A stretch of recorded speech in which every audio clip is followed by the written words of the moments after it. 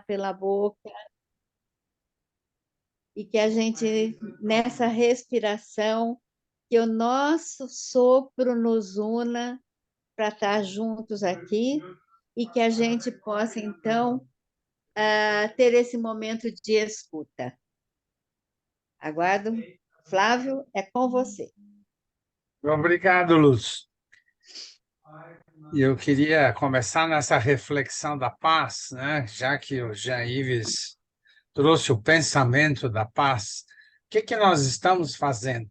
Então, nós aqui em casa e aqui em São Paulo, com os amigos e a turma da Unipaz, paramos onde estivermos às 6 da tarde por um minuto de silêncio e aí fazemos a oração pela paz de forma coletiva. Essa é a nossa reza. E à noite, aí, aqui em casa, fazemos mais.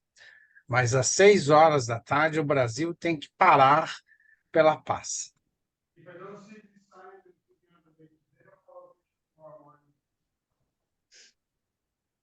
Entrou a Bruna. Seja bem-vinda, Bruna, conosco. Obrigada pela Irene, tudo bem? tarde. A Irene também esteve lá com o Jean-Yves Leloup, né? Foi a última viagem, última não, a mais recente. Quando a gente fala última, parece que não vai viajar mais, né? A mais recente viagem. Então, nessa oportunidade, tanto ela quanto a Hélida conviveram com Jean-Yves por um dia, o que foi uma experiência fantástica. A Irene já fez o seu depoimento aqui há 3 meses atrás. Depois nós examinamos o livro dele, que é uma biografia do absurdo e a graça, escrito com 40 anos. Como Jean Yves nasceu em 1950, ele escreveu e terminou de escrever esse livro em 1990. Pelo que eu sei, a Hélida conheceu Jean Yves em 96. Foi a primeira vez que eles estiveram juntos, e é isso que vamos aqui esperando que ela entre já já conosco, né? Para que ela possa contar essa experiência inicial de convivência com Jean-Yves. Eu só queria fazer um pequeno resuminho do que nós fizemos esses 2 meses.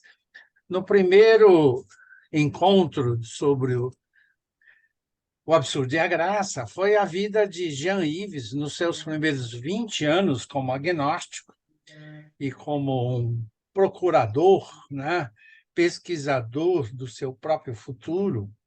Ele não tinha uma rota definida, mas ele andava no apelo da voz interior de buscar o sentido da vida. E foi um período muito difícil, porque ele ainda não tinha tido a primeira experiência do eu sou, do sentir Deus. Ele sempre dizia o seguinte: Deus não se prova, sente-se. Então, a primeira vez que ele sentiu isto, o chamado foi dele ir para a Índia e ele seguiu aonde ele estava, né, e foi para a Índia. E nós analisamos esse período de viagens dele até a ida dele já casado, quando ele foi para a Universidade de Nova York. Então, isso foi o nosso há 2 meses atrás.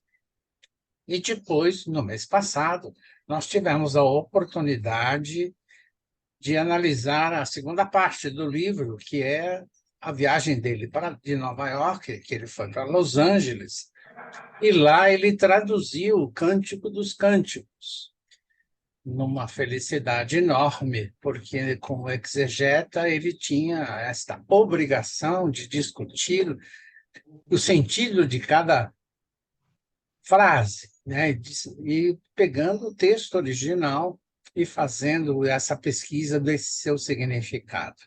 Ele viveu em Los Angeles fazendo roteiros de filmes e encontrou vários líderes do pensamento budista e do pensamento indiano lá, que viviam também, estavam, né, na ocasião, por Los Angeles. E o grande mestre japonês da paz também vivia lá, e com isso ele teve a oportunidade de conviver bastante, até que ele foi aceito como padre na Igreja Ortodoxa, depois que ele saiu da Igreja Beneditina, e a última missão dele foi em São Bome, onde ele criou o Instituto Internacional e Cultural e de Espiritualidade, o que foi uma grande oportunidade para ele fazer eventos desta natureza, e eventos de natureza, vamos dizer assim, interreligiosa, trazendo budismo, trazendo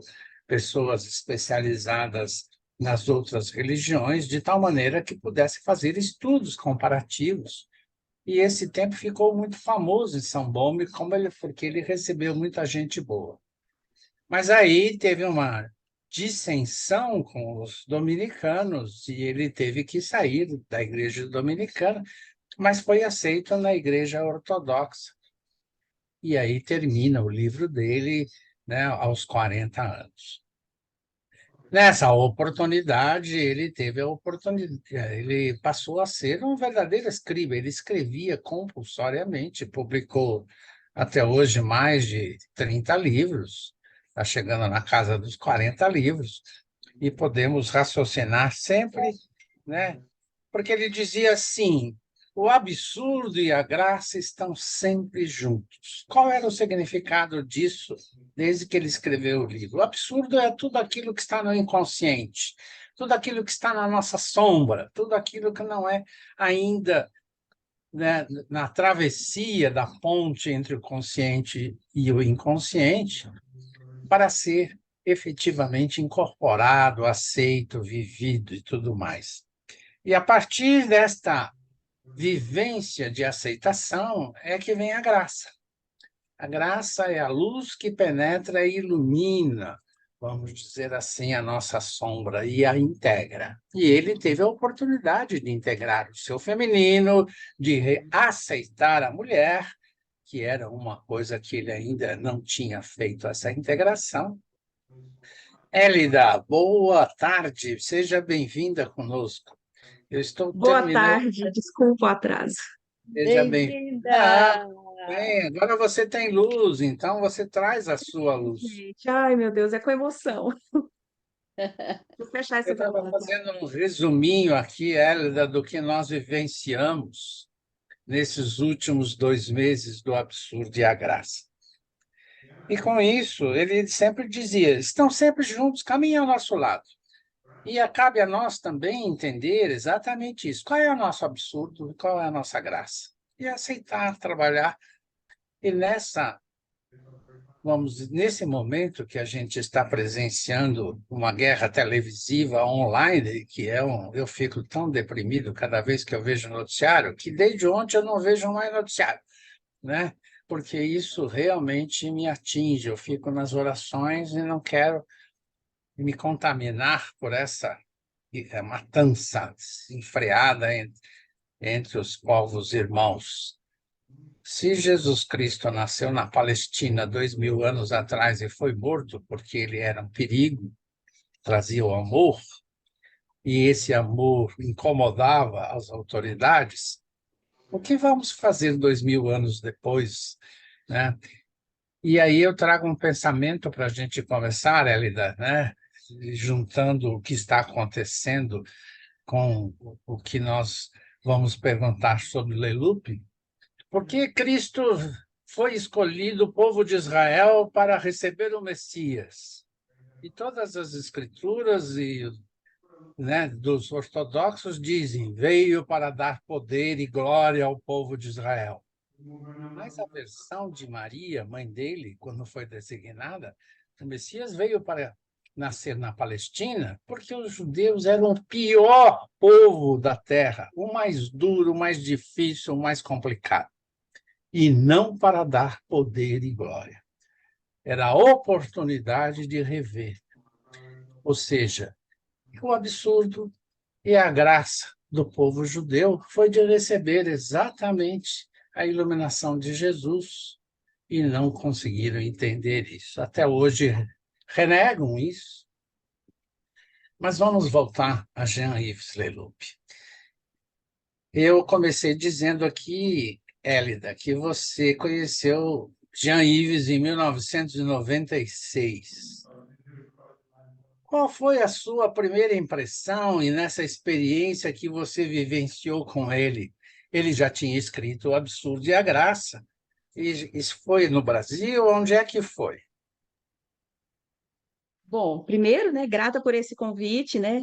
Viu, Lucila? Eu agradeço aí de novo a oportunidade de você. Está tão longe, mas está tão pertinho aqui, tá? No E coração.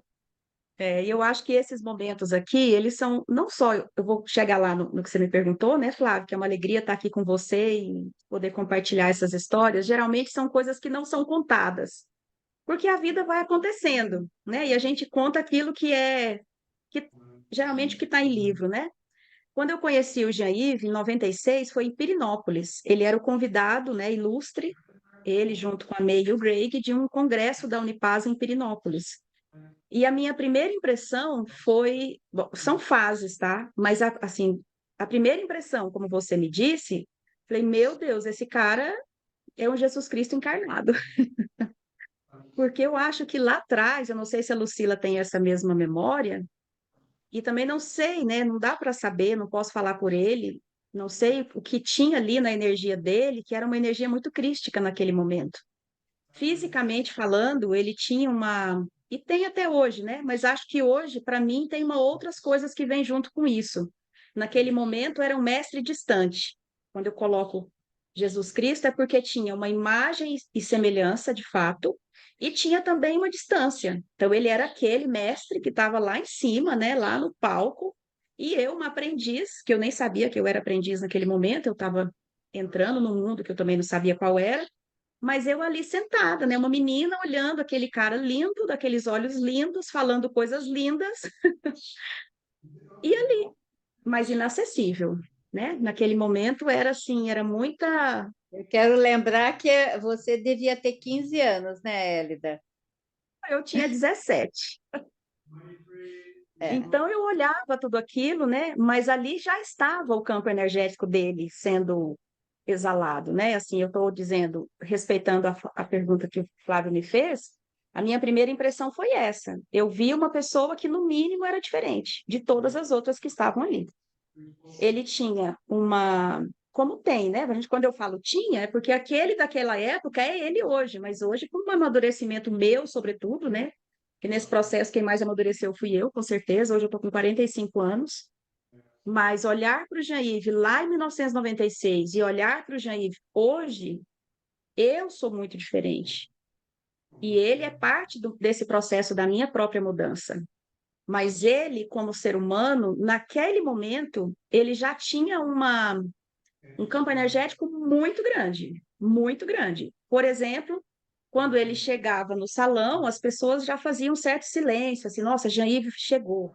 Aí ficava aquela coisa assim, as mulheres assim babavam, né? Tinham filas assim de adoração, né? E era lindo. Então, e de fato era mesmo. Depois, vou contar uma outra coisa, né? Já que a gente pode contar as coisas aqui, e tudo isso é público, gente, né? Não tem nada que é reservado e privado, é público, só que é a história que eu vivi. Depois teve uma vez que ele veio de novo para Goiás, eu não sei se foi 98 ou 99, que foi foi um evento, foi um retiro na cidade de Goiás, que é bem aqui próximo, né, Goiás Velho. Gente, pelo amor de Deus, as mulheres faziam, tipo assim, como chama aquele ficar ao redor da casa assim, fazendo tipo uma vigília, sabe? Para esperar a Janive abrir a janela, para esperar o Jair sair da casa para ficar perto dele. Eu vi isso com os meus próprios olhos. E naquele momento eu falei, poxa, que isso, né? Assim, para que tudo isso? Mas ele tinha esse campo e as pessoas que estavam ali naquele momento também tinham essa reverência, assim, essa idolatria, né?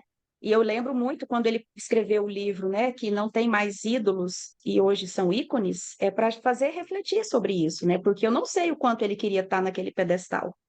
Eu não sei. Mas ele foi colocado num pedestal, ele respeitou, acho que ele sentou no pedestal que deram para ele sentar e ele ficou ali.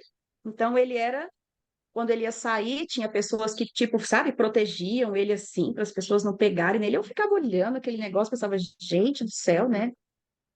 Eu achava estranho, a Lucila sabe, eu achava estranho, assim, aquela idolatria excessiva. Mas isso acontecia, isso é fato. Quem conhece Jean-Yves lá atrás, era assim que acontecia.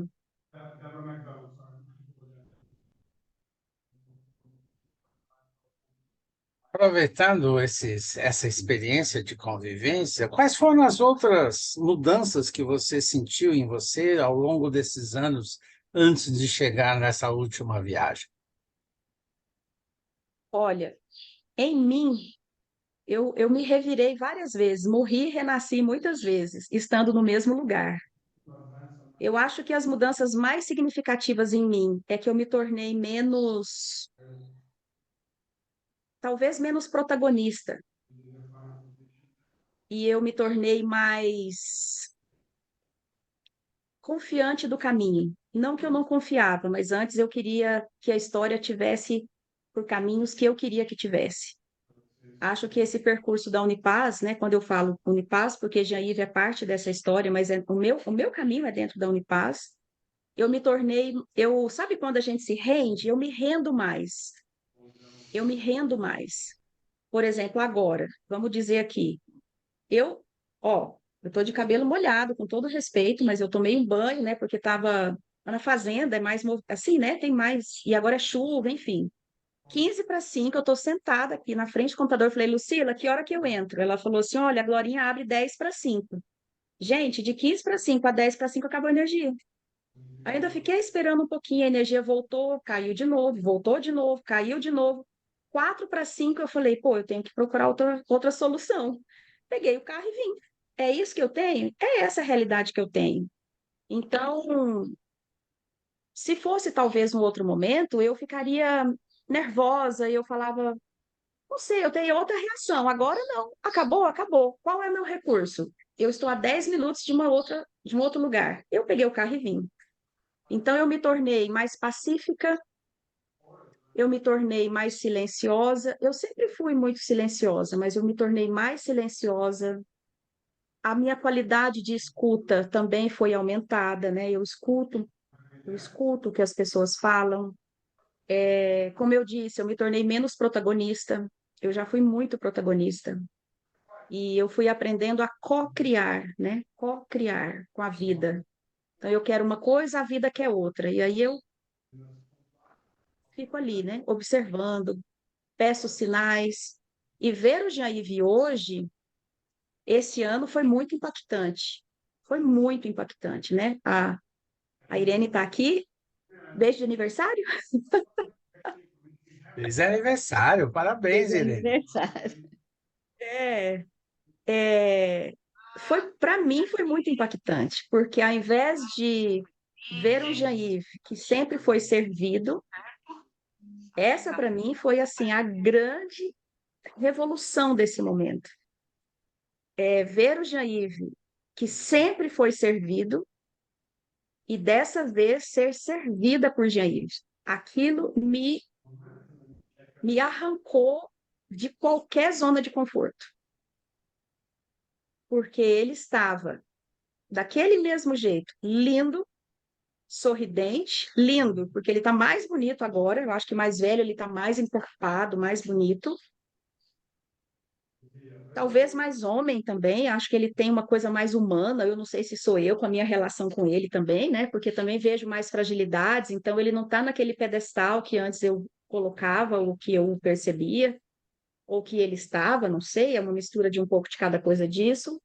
E hoje ver o Jair pegando o prato, tipo, meio que suando assim, ai meu Deus, tem que dar conta de carregar 3 pratos, sabe? Como qualquer um de nós teria aquele desafio ali. Então, isso foi muito impactante. E ao fazer isso, ele se tornou mais lindo ainda, porque ele poderia, ele tinha o recurso para ter alguém para servir, né? Isso foi uma opção dele. Não é porque lá não tinha recurso. Ele tinha inclusive uma ajudante lá, né, na cozinha. A Irene viu. Ele poderia ter mais uma pessoa, ou aquela ajudante que estava lá poderia nos servir e ele ficar sentado, porque essa era a alternativa na minha cabeça mais óbvia. Então, a opção dele de servir aquelas pessoas e servir com aquela grandeza do serviço, de querer servir mesmo, gentileza, humildade, uma atenção, né, aos ritmos, porque eram vários pratos. E ele fez isso assim, com a mesma beleza daquele primeiro Jair que eu vi, com um hiato, né, assim, um hiato, porque é impossível não conectar essas duas pessoas e, ao mesmo tempo, são duas histórias em dois momentos completamente diferentes, minha e com certeza dele também. Jean Yves dizia sempre, né? Seja consciente e faze o que puderes. Esta consciência que você foi ampliando se deve aos contatos com Jean Yves, é claro. Pierre Rivaio dizia que Jean Yves era a encarnação mais recente de Philon de Alexandria. Philon de Alexandria foi visitado por Jesus de Nazaré em Alexandria entre os 12 anos de Jesus e os 29, onde ele conviveu muito mais com os essênios, que era a comunidade de estudos fora dos templos oficiais, e ele foi uma temporada para o Egito e Alexandria. Lá ele conviveu com Philon. Então, Jean Yves parece um pouco, nos olhos de Cristo, parece um pouco com a própria figura de Cristo. Será que isso tem uma conexão histórica desde os tempos de Jesus? Pelo meu olhar, existe uma centelha divina, vamos dizer assim, né? Eu também sou astróloga, então na astrologia a gente não tem uma visão reencarnacionista, né? Não é uma reencarnação tipo meu espírito, morri, meu espírito depois volta. Não, na astrologia, como ela é conectada com toda a consciência cósmica, nós todos somos uma centelha, habita em mim uma centelha de um cosmos. E tem um aspecto na astrologia que são os planetas transpessoais retrógrados. Então, eu, como astróloga, quando eu olho o mapa e eu vejo Netuno com um Rzinho na frente, Plutão com um Rzinho na frente, Netuno com um Rzinho na frente, aquilo indica para mim que aquela centelha divina daquela pessoa, ela já habitou muitas vidas anteriores. Então, faz sentido, no meu olhar, entender que a centelha divina que habita o Jean-Yves já viveu muitas vidas anteriores a essa vida material que ele tem agora. E ele traz para essa vida a consciência que habita aquela centelha divina lá de tempos antigos. Então, faz sentido essa conexão. Inclusive porque eu já olhei o mapa do Jean-Yves e ele tem esses planetas todos retrógrados. Então, há algo que vibra numa frequência muito fina e a gente não viveu lá atrás para falar que era daquele jeito, né? Ninguém de nós, conscientemente nessa vida, não tem uma referência para dizer se era igual, se não era igual. A gente tem a referência da história que nos contam. Mas as histórias que são contadas, elas também nos tocam. Então, se Jair reflete uma centelha de uma inteligência, né, de uma época anterior, não é à toa que isso reverbera até hoje em nós, porque senão não reverberaria, né? Senão a gente não teria não faria sentido para tanta gente, né? Porque eu sou uma numa multidão com essa percepção.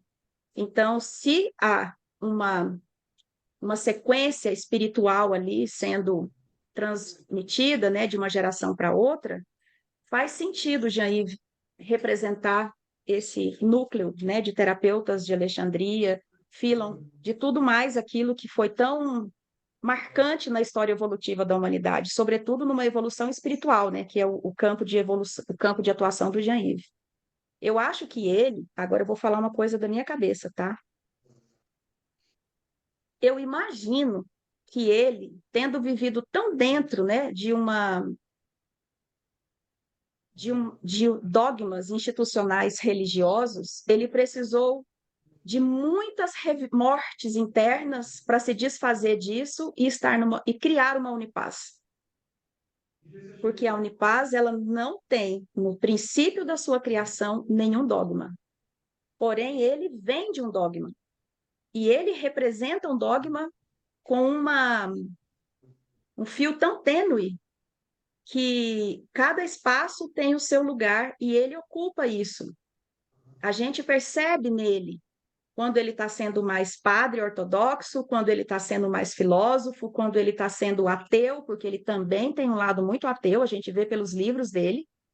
De vez em quando, alguns livros, você lê e fala, pô, será que ele realmente, ele nos faz refletir e questionar Deus? Não a existência, mas a relação com ele. E para uma pessoa fazer isso, ela precisa estar distanciada do dogma. Então, eu acho que eu, no meu olhar, olhando o Jean-Yves, eu imagino que ele já morreu e renasceu muitas vezes para ele conseguir sustentar um campo energético de uma Unipaz, que na sua essência não é dogmática. Eu queria aproveitar a presença da Irene aqui para fazer uma pergunta para ela, já que ela também foi testemunha dessa última viagem. Você teve alguma mudança interior e uma iluminação nessa viagem? O que que você sentiu, Irene? O que eu senti de mais forte e significativo para a minha vida foi o seguinte, foi a confirmação, foi uma confirmação de que todos os estudos, todas as religiões levavam para o mesmo ponto. Para mim isso foi, sabe, como um alívio de que eu estou no caminho certo, não importa qual, sabe, qual a estrada que eu pego, que eu escolho. Vai chegar tudo no mesmo ponto, né? E isso que a Hélida estava falando, essa maturidade provavelmente aconteceu com Jean-Yves mesmo, para ele ter essa alegria de servir, né? Ele não precisava, é o que você falou. Então, foi isso, é uma experiência, gente. Quem puder, aproveita. Só isso eu tenho para dizer. Muito obrigada. Obrigado a você, Irene. Hélida, eu queria agora deixar você livre para contar um pouco dessa última experiência, de como foi, né, o grupo, o que mexeu no grupo, o que realmente foi de grande contribuição. O grupo se uniu depois de Jean-Yves. Você notou alguma diferença no comportamento do grupo antes de conhecer Jean-Yves e depois disso? Quais foram as suas observações? E conta um pouquinho da sua experiência na viagem, por favor. Vou te deixar livre agora para o final. A gente tem quanto tempo? Eu não sei quando termina. Nós temos meia hora. Tá. Eu quero contar uma coisa antes da viagem, né? Primeiro, eu afirmo e reafirmo, né, que eu fiquei muito surpresa quando nós já temos a nossa relação do curso Odisseia da Consciências, né? Porque a gente organiza esse curso em português aqui no Brasil. Então, existem trocas de e-mails que são trocas profissionais. Olha, o curso é esse, nossa, deu problema nesse vídeo, aquelas coisas assim bem técnicas. Ele tem um cara que ajuda, né? Que quando ele não sabe, vai para a pessoa, enfim. E aí, num determinado momento, eu perguntei: você tem alguma previsão de vinda para o Brasil? E ele disse: não, eu não tenho mais nenhuma programação de ida ao Brasil. Mas você não quer trazer um grupo? Eu recebo brasileiros aqui, está escrito no e-mail. Inclusive, ele disse: a energia do brasileiro, ela me nutre, assim, de uma forma dele lá escrever, mas assim, que ele gosta, é muito importante. Ele não queria perder essa relação com a brasilidade. E ele disse: eu vou mudar de casa. Ele ainda estava lá perto de Paris. Ele falou: eu vou mudar de casa. E depois que eu mudar de casa, eu posso receber pessoas em casa. Eu li aquele e-mail, eu pensei assim, eu acho que eu traduzi errado, né? Porque imagina se eu ia pensar que Jair ia receber a gente na casa dele. Aí eu fiquei com aquele negócio, pensei, acho que esse e-mail não está muito certo, não. Vamos deixar passar, acontecer e tal. Ainda era no meio da pandemia, não tinha como viajar e tal. Deixei aquele negócio quieto. Quando ele mudou, ele fez o contato, ele disse, olha, agora eu já mudei, porque ele mudou em 1º de agosto, né, do ano passado. Eu já mudei, agora em agosto fez 1 ano que ele está lá nesse lugar. E então vamos falar da vinda, né? Você topa, você, né? Você concorda com isso e tal, e né? É possível, não é possível e tal, assim, todo cuidadoso, assim, porque eu nunca mais falei nada, porque eu pensei, esse negócio tá muito estranho, né? Ele para casa do Jean-Yves, já fiquei imaginando uma sala grande, falei, tipo uma varanda, né? Pensei, sei lá quantas pessoas iriam, né? Porque Jean-Yves movimenta muita gente. E aí, falei, olha, sim, da minha parte, sim, mas então vamos combinar, né? Ele falou, então vamos marcar a data, e ele falou que só podia 1º de julho, que para mim era uma data muito ruim, para mim era muito difícil aquela data, porque eu levo grupos todos os anos para a Escócia, e a viagem da Escócia é na 1ª semana de julho. E aí eu tentei negociar a data, eu falei, nossa, não teria outra data? Ele falou, não, eu só tenho essa data. E antes seriam 3 dias. Ele falou, e eu só tenho 1 dia, e eu só posso receber 20 pessoas. Aí já veio assim, bem tipo francês, né? Eu só tenho esse dia, só posso receber 20 pessoas e é 1 dia só. E as pessoas vão comer aqui, é tudo, né? Vem para cá e passa todo dia aqui e vai embora no final do dia. Precisa de tradutor, porque eu não tenho tradutor aqui por perto. Eu li aquele e-mail, né? E aí nessa hora entrou também a Catherine, né? Que é a companheira dele, para poder assim, agilizar comigo as coisas que eram necessárias. Porque, gente, eu não tinha nem noção como que era aquilo. Como que eu vou levar um grupo de brasileiros sem saber para onde, que jeito, como? Eu não sabia nem explicar. E aí a Caterine, então, entrou em ação e eu falei, Caterine, eu preciso de mais informações. Se realmente for para acontecer, eu preciso de mais informações. As pessoas vão comer no local? Quais comidas, assim, tipo, do café? Que distância que você tá? Fui para o mapa, né, procurar onde é que eles estão, porque eu não fazia ideia de onde era aquela cidade que eles me mandaram. E aí eu falei, nossa, vocês estão distantes de tal, tal, enfim. Então foi toda uma organização da minha parte e eu que titubeei, assim, não titubeei para ir, mas titubeei assim nas informações que chegaram. E eles foram muito claros desde o início. Não, 20 pessoas nessa data estamos esperando. Ponto final. Depois ele me perguntou sobre o tema, ele perguntou sobre tradutor e eu falei, olha, o tema, você fique à vontade, né? Quem sou eu para dar o tema?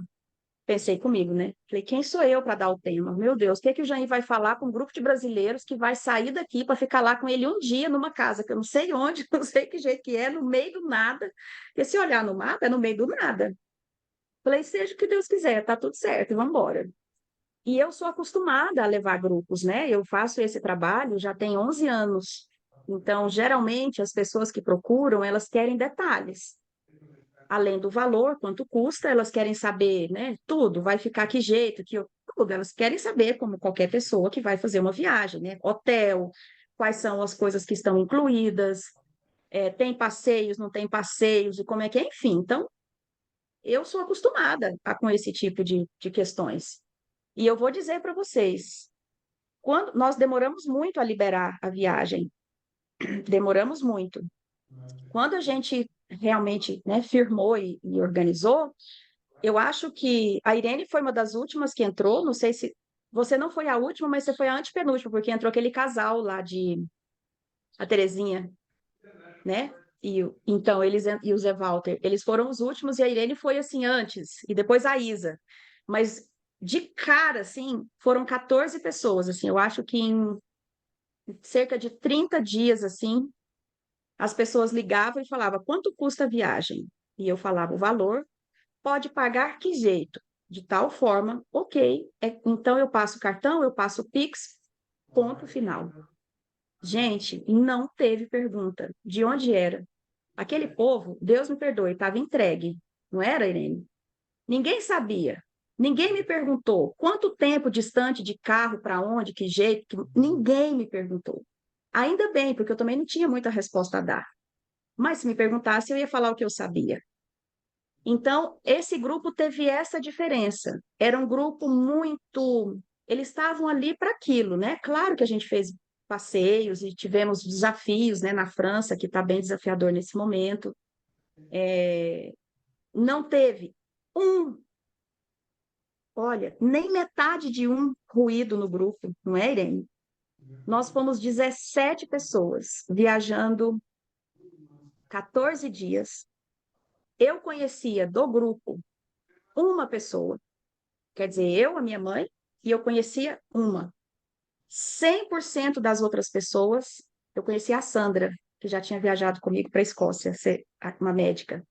100%, né, das outras, né, quer dizer, tirando eu, minha mãe e a Sandra, eu não conhecia ninguém.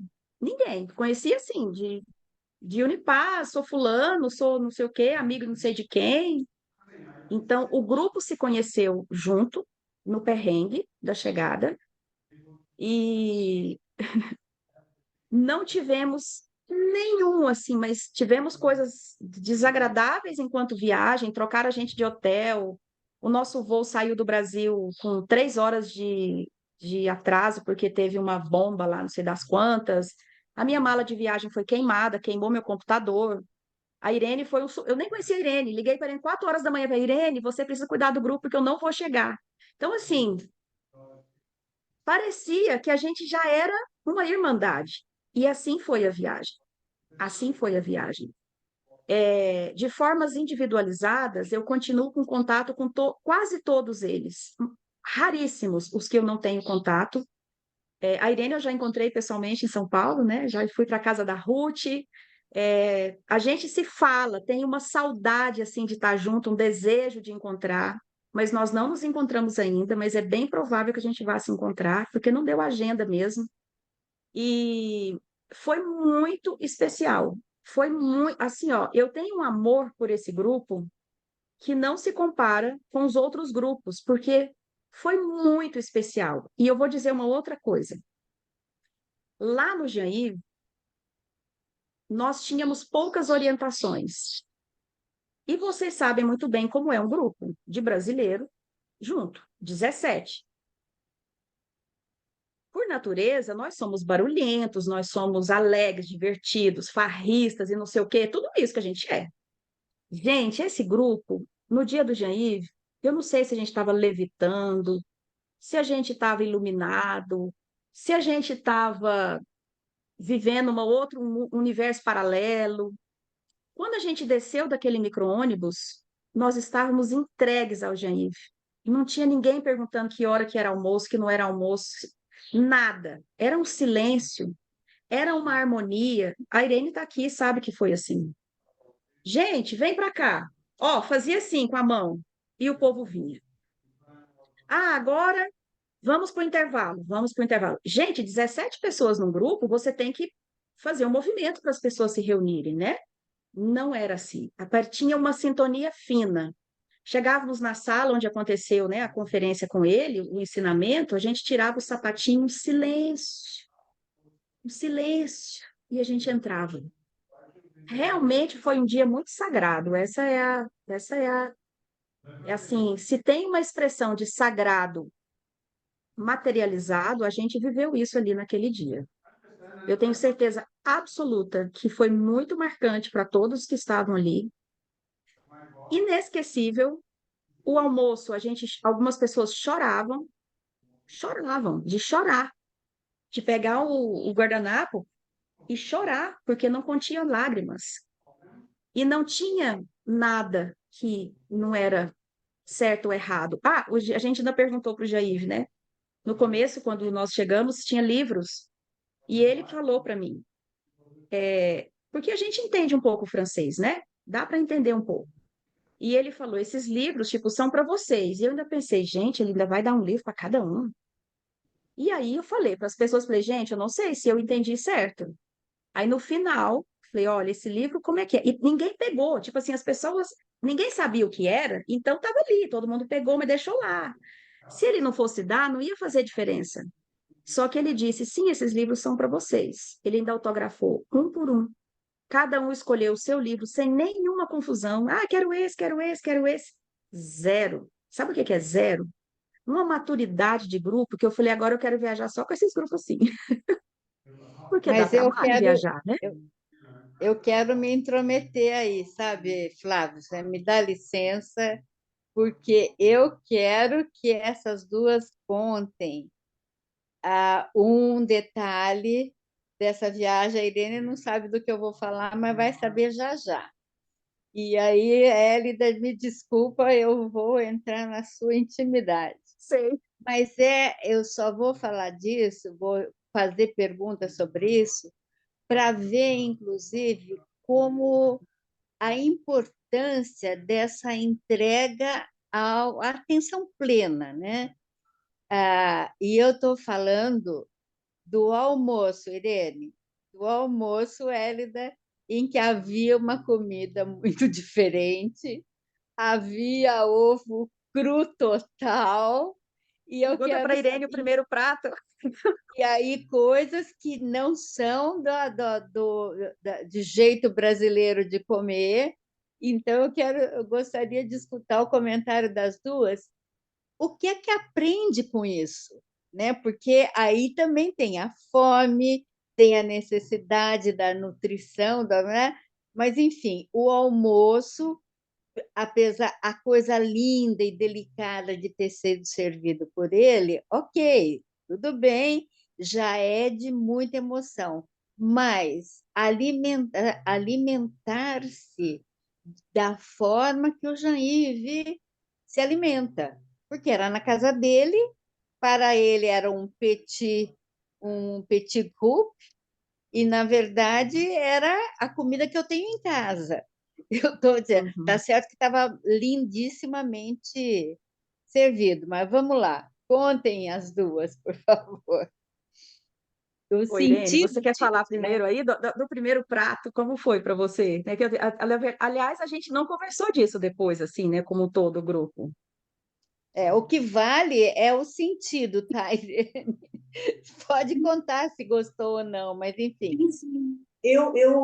Eu lembro de, antes de sairmos da sala, Jean-Yves fala, isso que você falou, eu não sei falar francês, mas eu entendi. Ele fala, vamos agradecer ao que estará sendo servido. Eu gravei isso antes de sair da sala de curso, né, do workshop. Aí descemos todos, ele começou a servir, me impactou, ele servindo vinho, depois passando a cesta de pão, me arrepia até hoje. Mas veio lá o ovo cru em cima de um creme muito bonito. A primeira coisa, puxa, eu não como ovo cru, né? Eu acho estranho ovo cru. Mas aí eu lembro de uma coisa que eu desde minhas filhas pequenas, porque eu fiquei sabendo há muito tempo atrás, a história de Krishna, quando ele vai visitar uma devota. Ele está lá, Krishna era um rei, ele vai visitar uma devota que prepara o altar, as frutas e aquela coisa, aquela devoção, aquele amor, né? Aí ele vai, entra para visitar, primeiro desvia do caminho dele e fala, eu quero ir naquela cabana. Aí ele vai, a devota vê, não acredita que Krishna cai aos pés de Krishna chorando e todo feliz. Ela pede para ele sentar, ele se senta. Aí ela pega, no altar tinha um cacho de bananas maravilhoso. Ela pega a banana, descasca, joga a banana fora e dá a casca para Krishna. Krishna, os soldados queriam bater nela. Ele só faz sinal de cala a boca. Ele come a casca de banana. Essa historinha, quando eu ouvi 200 anos atrás, me impactou de uma tal maneira que eu sei de uma coisa. A gente deve comer quando a gente está com fome ou quando é dado por amor. Aquele momento estava sendo dado por amor. E foi sem problema. É a resiliência aí com a vida, né, Elida? Foi essa experiência do. A única coisa, o resto estava frio, o vinho, então. Ó, eu vou contar a minha versão pouco iluminada. Porque quando eu vi, né, o Jean-Yves ali naquela coisa, imagina, nós éramos na mesa lá, tinha 20 lugares, e nós éramos 17, e o motorista da van que nos levou, que estava contratado, pela surpresa do processo, ele quis se juntar a nós, porque ele tinha tido experiências transpessoais, não sei das quantas, então nós éramos 17, mais o motorista 18, mais a tradutora 19, mais o Jean-Yves 20. Então, nós ocupamos as 20 cadeiras previstas, né? E, e quando eu vi o Jean-Yves embaraçado no aspecto, assim, eu no lugar dele, eu ia também passar um aperto, né? Porque tinha 20 pessoas e prato era individual, era um pratinho francês, né? Então ele pegava ali, eu olhei assim para ele, e ele estava assim com 3 pratos na mão. Eu comecei a ajudar a servi-lo para poder agilizar, inclusive, né? E quando eu vi aquele negócio, eu pensei, Jesus do céu, eu nunca comi ovo cru na minha vida, nunca comi até hoje. Acho que foi a primeira vez que eu comi, ele foi lá, né? Assim, nunca comi antes e nem depois, só naquele dia que foi único. E eu, com a minha cabecinha bem pouco iluminada, pensei assim, tá, eu vou deixar para comer no final, porque eu não tenho que comer tudo. Então eu vou servir todo mundo, né? E vou sentar por último. E fiz assim, né? Com uma estratégia tipo, vai dar para eu comer só um pouquinho, porque logo vem outro prato. Não, gente, não se iludam. Ele ficou lá, puxou, eu sentei ao lado dele, né? Que ele marcou os lugares assim. Ele foi, puxou minha cadeira, eu sentei, eu olhei para o povo estava na metade do prato, e o povo mundo se olhando assim, né? E eu pensei, vou comer só um pouquinho e logo vem o outro, eu vou levantar de novo e ok. Pois ele ficou ali, ele comeu o dele, ficou olhando para mim assim, esperando eu terminar. E o povo tudo terminou, e eu empurrando aquele negócio que não descia. E ele, você aceita vinho? E eu, vinho, sim, bebia vinho, empurrava aquele negócio, Lembra do porque José ele Walter? não José passou, Walter misturou. ele não passou para o segundo prato enquanto eu não rapei o meu prato. Então eu tive que comer tudo, sem deixar nada, porque ainda tem o pão que você faz assim, né? Chiquérrissimamente, e eu ali tentando enganar a mim mesma e a todo mundo que eu não ia comer aquele negócio. Mas, gente, não teve jeito, tive que comer. Bebi muito vinho, acho que eu bebi metade da garrafa só nesse momento. Mas no final das contas, sabe, isso é muita brincadeira, porque foi assim que aconteceu mesmo. Mas eu nem senti tanto o gosto do ovo, porque eu acho que tinha todo um negócio ali para comer aquele negócio rápido, e o Jair comeu e ficou parado assim. Ele pôs a mãozinha assim, aí ele olhava assim, ficava olhando, e aquela música, o povo em silêncio, e eu ali olhando para o meu ovo. Eu pensei, gente, eu vou ter que comer, né? Não vou ter uma opção, não é uma opção. E eu comi aquele negócio tudo. E aí os outros, quer dizer, quem gosta de ovo cru possivelmente não iria sentir, mas eu que não sou acostumada e nunca tinha comido, eu achei muito esquisito e foi difícil, mas eu fui, né? No processo tinha que ser. Mas não fui tão iluminada de pensar que o que é servido você come, não. Eu pensei, eu vou ter que comer mesmo, vai ter que descer esse negócio aqui. Aí E o que foi. você aprendeu com isso, Hélida? Aí eu lembro da Monja Coen, né? Uma vez, numa das minhas conversas com ela, que a Monja Coen veio muitas vezes aqui em Goiânia, né? Como diz ela, antes de ser pop.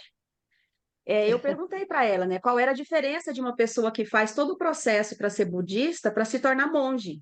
Tipo assim, até onde um estudante de budismo ia e qual era, né, um passo decisivo para a pessoa se tornar monge. Sabe qual foi a resposta dela? Existe um retiro no budismo que é o retiro de rua. Quando a pessoa, antes dela fazer o voto, que ela realmente quer ser monja, né, fazer um voto de monastério para o budismo, a pessoa faz um retiro de rua.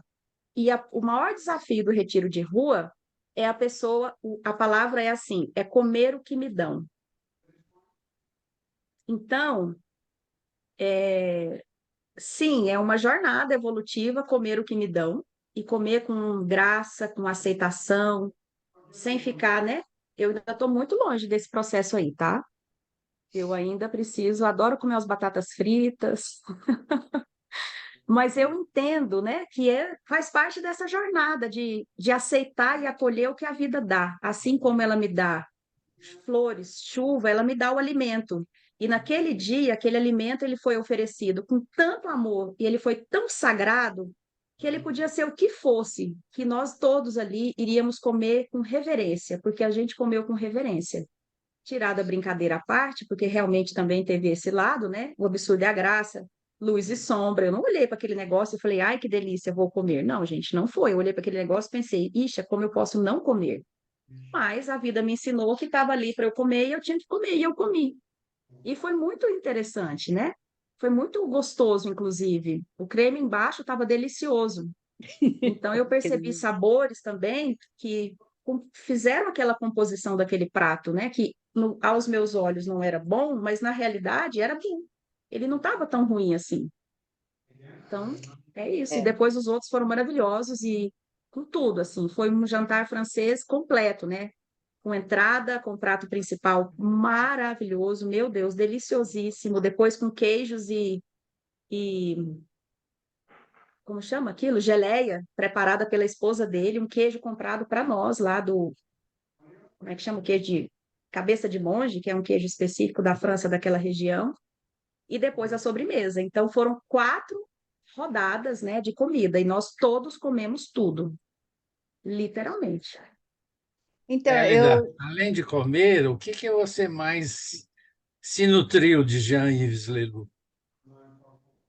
Olha, a comida é vamos dizer assim, a comida como alimento espiritual, né? O que eu mais me nutri do Jean-Yves, eu comi Jean-Yves em todos os níveis, né? No aspecto de me nutrir, né? Porque a comida é uma nutrição. Eu me nutri da simplicidade, da alegria, porque, gente, ele estava muito feliz de nos receber. Eu me nutri daquela alegria, da simplicidade, da elegância, porque tudo foi muito elegante, da profundidade de tudo que foi dito.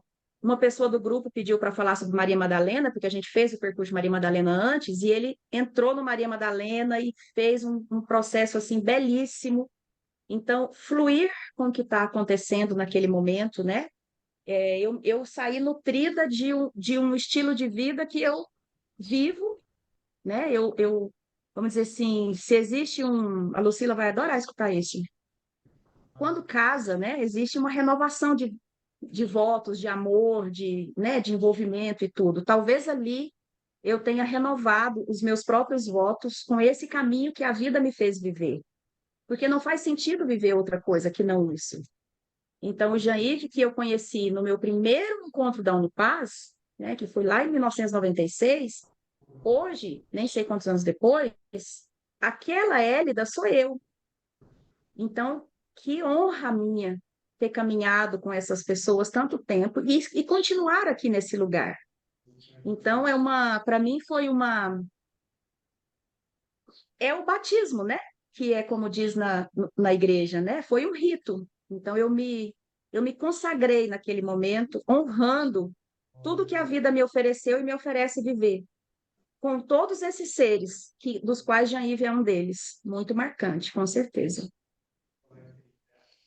Maravilha, Hélida. Muito obrigado. Já são praticamente 6 horas da tarde.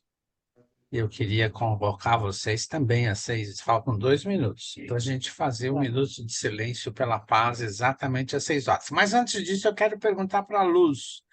Luz, qual é a sua visão do contato pessoal e da sua convivência com Leloup?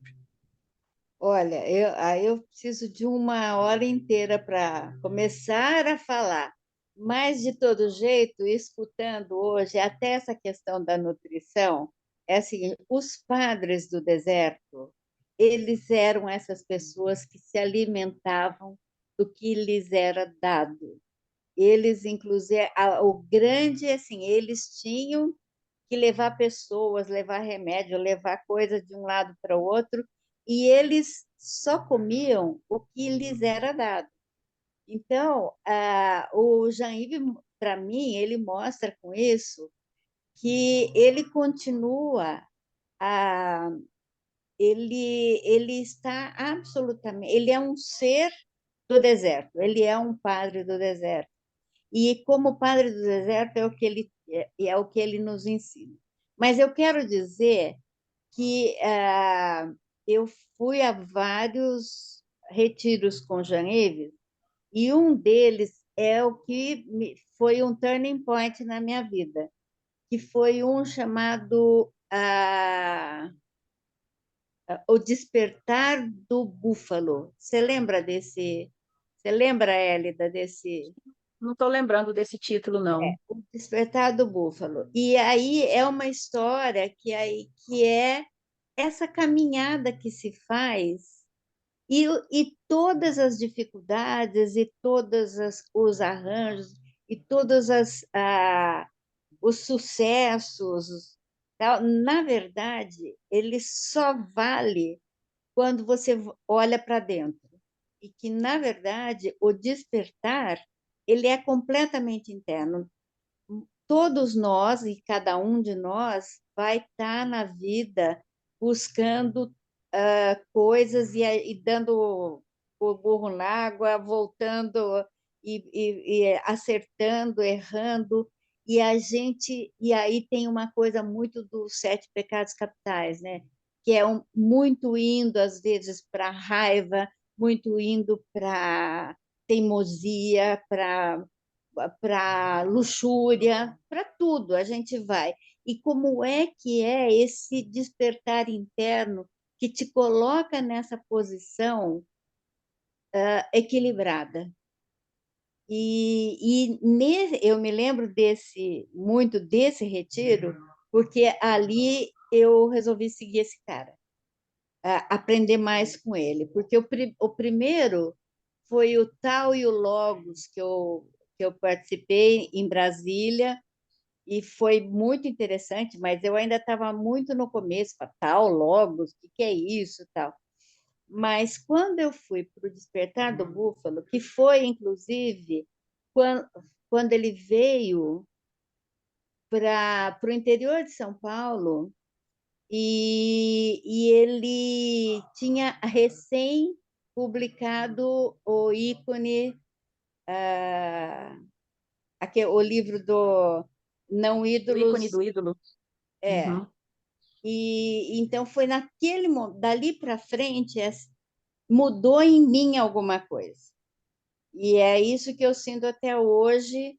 E aí, ao fato também, Hélida, Irene, quando vocês colocam essa proximidade que ele nos dá hoje, nos permite hoje, eu fiquei pensando muito sobre o quanto ele, no começo, ele não sabia português. Ele vem, primeiro de tudo, ele vem com o Pierre. Então, ele ficava muito, aparentemente, num egóico, assim, numa situação egóica. Eu sou o bonzão. O Pierre também conta que o Pierre, quando chega no Brasil, ele se achava o legal, o gostosão, né? Mas o Jean-Yves, eu acho que porque ele não sabia português. Porque depois de alguns retiros com ele tem, primeiro, uma paciência enorme para esperar o tradutor traduzir. E, segundo, para corrigir o tradutor. Eu não sei se chegou a acontecer isso lá com vocês, mas ele tem uma paciência e delicadamente ele é capaz de corrigir se o tradutor não está querendo, não conseguiu dizer exatamente o que ele estava pensando. Então, quanto Eu mais queria ele foi aprendendo sobre o brasileiro, as pessoas do Brasil, mais ele foi ficando, abrindo os braços para nós. É assim que eu sinto ele hoje. Eu queria convidar É, vocês agora a antes fazer de um você minuto de fechar, deixa eu só silêncio falar pela uma. paz. Depois você Ó, fala, depois a gente tá, eu quero falar retoma. do ano que vem. Um segundo, Isso, só mas a vamos data. fazer um minuto de silêncio com todo o nosso amor pela paz.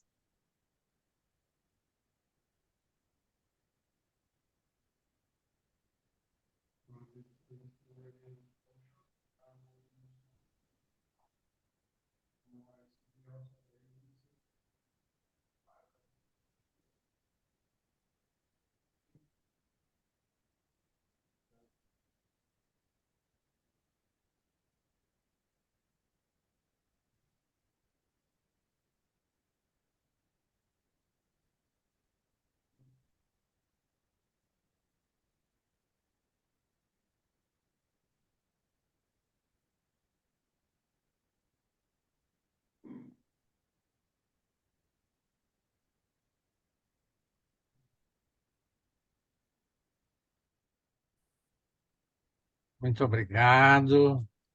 Vamos orar pela paz todas as noites. E eu queria. Pode falar, Elida. E depois eu Eu, gostaria, no encerramento, que cada um desse uma palavrinha de como se sentiu nesta reunião, por favor, passar um por um rapidamente para fazer o que a gente chama de check-out. Hélida. Eu queria só dizer da data, né, do próximo ano, porque é uma data que ele define, e será 4 de maio. Então, com ele lá, será 4 de maio. Aí nós estamos organizando a viagem. Nós não passearemos pela França, porque não é momento de ficar passeando pela França nesse momento, né? Vai ser delicado. O ano que vem tem Olimpíadas, enfim. Então, a gente vai fazer Holanda, Bélgica, a gente vai para o mapa. Holanda, Bélgica e chegamos lá onde está Jean-Yves. Então, uma data com ele é 4 de maio. Para quem quiser informações, depois pode, né, me pedir ou pedir para a Lucila que a gente compartilha, tá bom? Todos são bem-vindos e são 18 vagas, que é 19 e 20 com ele e a tradutora, tá? É isso. Muito obrigado, Hélida, agradecido. Será sempre bem-vinda em conversar sobre Leloup conosco e sobre tudo que acontece na Unipaz. Todos nós nos nutrimos com isso.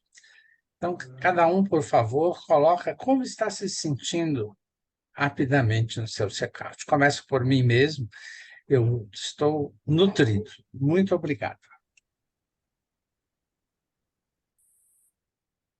Sinto alegria, muita alegria.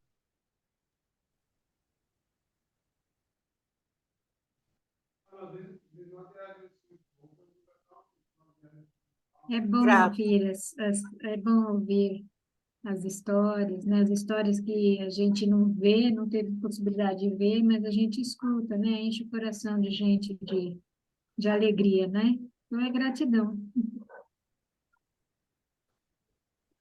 Que mais? Muito pertencimento. Pertencimento.